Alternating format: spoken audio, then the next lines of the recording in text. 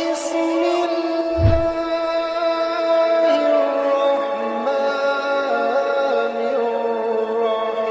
الرحيم۔ السلام علیکم دوستو، اعجاز الدین چشتی یوٹیوب چینل میں ایک بار پھر خوش آمدید۔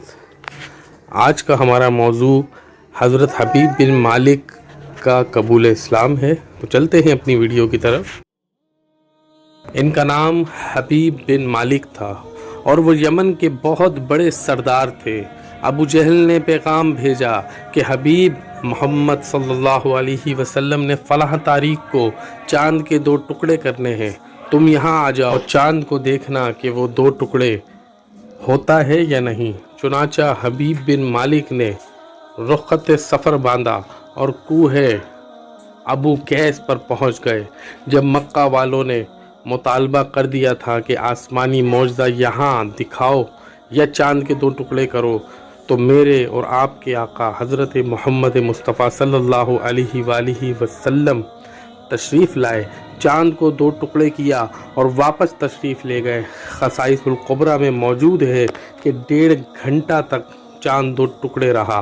حبیب بن مالک یہ دیکھ کر حضور اکرم صلی اللہ علیہ وآلہ وسلم کے پاس تشریف لے آئے اور بولے، یہ سب ٹھیک ہے لیکن بتائیں میرے دل کو کیا دکھ ہے؟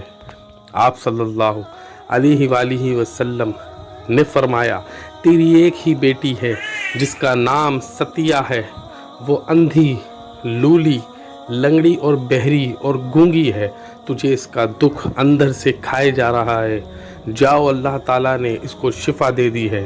حبیب یہ سنتے ہی دوڑ کر اپنے گھر آئے تو ان کی بیٹی ستیہ نے کلمہ پڑھتے دروازہ کھولا۔ حبیب نے پوچھا، ستیہ تجھے یہ کلمہ کس نے سکھایا؟